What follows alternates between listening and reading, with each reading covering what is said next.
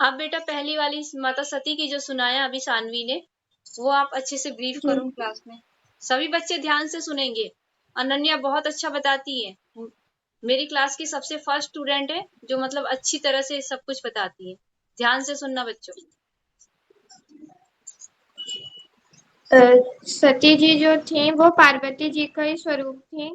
और वो जब जब उन्हें जन्म लिया तो वो महाराजा दक्ष के घर में जन्मी थी। महाराजा दक्ष उनसे बहुत प्रेम करते थे। जब जैसे जैसे वो बड़ी होती गई, उन्हें जैसे जैसे शिव जी के बारे में पता चलते गया, वो उनके प्रेम में डूबती गई डूबती गई।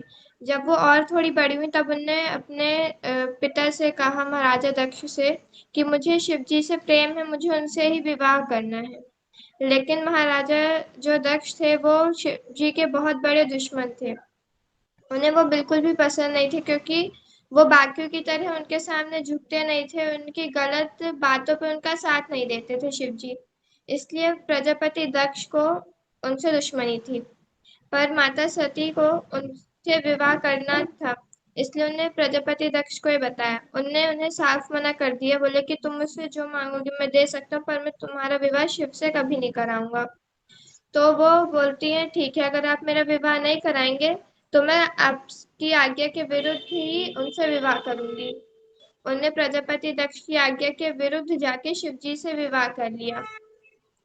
जब उनने शिव जी से विवाह कर लिया तब उन उनके जो पिता थे उनने बोला कि अगर तुम उनसे विवाह करोगी तो तुम मेरे लिए मर समान जाओगी, मृत समान हो जाओगी। तो माता सती बोलती हैं कि अगर मैंने उनसे विवाह नहीं किया तो मैं वैसे ही मृत हो जाऊंगी। इसलिए वो उनसे विवाह कर लेती हैं शिव जी से। विवाह के पश्चात जब राम जी को देखने की राम जी और सीता जी ने धरती पे अवतार लिया है, तब सती जी शिव जी से पूछती हैं कि क्या मैं राम जी की परीक्षा लेने जाऊं। तो शिव जी बोलते हैं, क्या तुम मेरे आराध्य की परीक्षा लेने जाओगी? मेरे आराध्य स्वयं प्रभु हैं, तुम भी ये जानती हो, तो तुम कैसे उनका परीक्षा लेने का सोच सकती हो? तो वो बोलती हैं, ठीक है। उनके सामने वो बोलती हैं कि मैं नहीं जाऊंगी उनकी परीक्षा लेने। लेकिन उनका मन था कि वो उनकी परीक्षा लें, इसलिए वो जाती हैं शिव जी की आज्ञा के विरुद्ध, सीता जी का रूप लेके, और राम जी के पास जाती हैं। तो जब राम जी तो पहचान जाते हैं उनको कि सती जी हैं, मेरी सीता जी नहीं है, तो बोल उनको प्रणाम करते हैं, बोलते हैं, प्रणाम देवी, आप मेरे आराध्य शिव को साथ नहीं लाई हैं क्या? तो उसी क्षण वो शर्म से पानी पानी हो जाती हैं और वो उसी क्षण कैलाश आ जाती हैं। शिव जी को मेरी ये पता सबसे रहता है कि वो तो गई थी नंबर वन राम जी के स्टूडेंट है मेरी। पास। शिव जी उनसे आध्यात्मिक पूछते क्लास हैं, में, क्या तुम कहाँ गई थी? तो वो बोलती हैं जबलपुर कि की है। कहीं नहीं। तो बोलते, क्या तुम मेरे आराध्य की परीक्षा लेने गई थी? तो वो उनसे झूठ बोल देती हैं कि नहीं। और जैसे ही वो सुनते हैं कि ये मुझसे झूठ बोले, उसी क्षण वो अपने हृदय से उन्हें त्याग देते हैं, क्योंकि शिव जी को नहीं पसंद कि कोई उनसे झूठ बोले। और वो उन्हें तो पता ही रहता है कि सत्य क्या है, फिर भी सती जी उनसे झूठ बोलती हैं, उसी क्षण वो सती जी को अपने हृदय से निकाल देते हैं।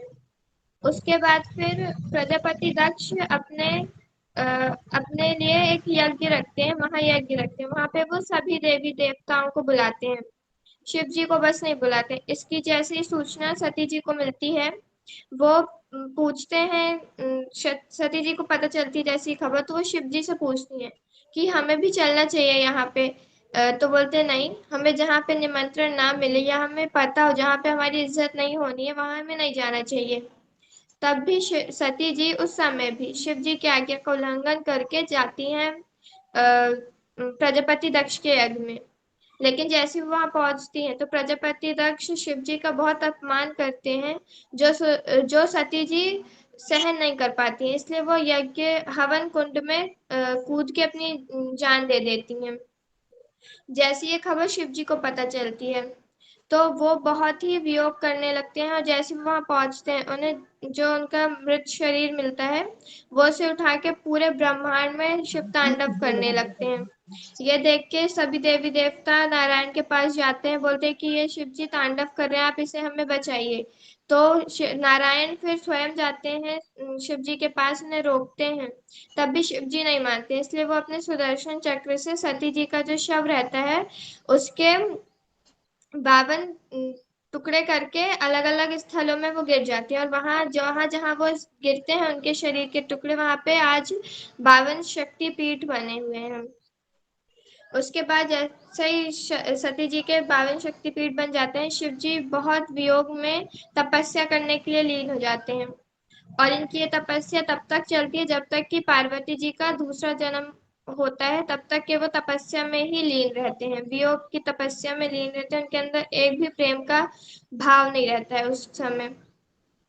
इससे जो ये सती जी की कथा थी, इससे हमें ये प्रेरणा मिलती है कि हमें कभी भी अपने बड़ों की आज्ञा का उल्लंघन नहीं करना चाहिए।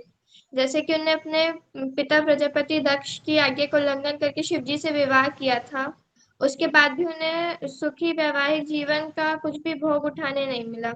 वो उनके साथ सुखी नहीं रह पाई शिव जी के साथ। और जब राम जी के पास वो गई थी शिव जी की आज्ञा को उल्लंघन करके उनकी परीक्षा लेने के लिए, तब भी उन्हें शर्मिंदा होना पड़ा था।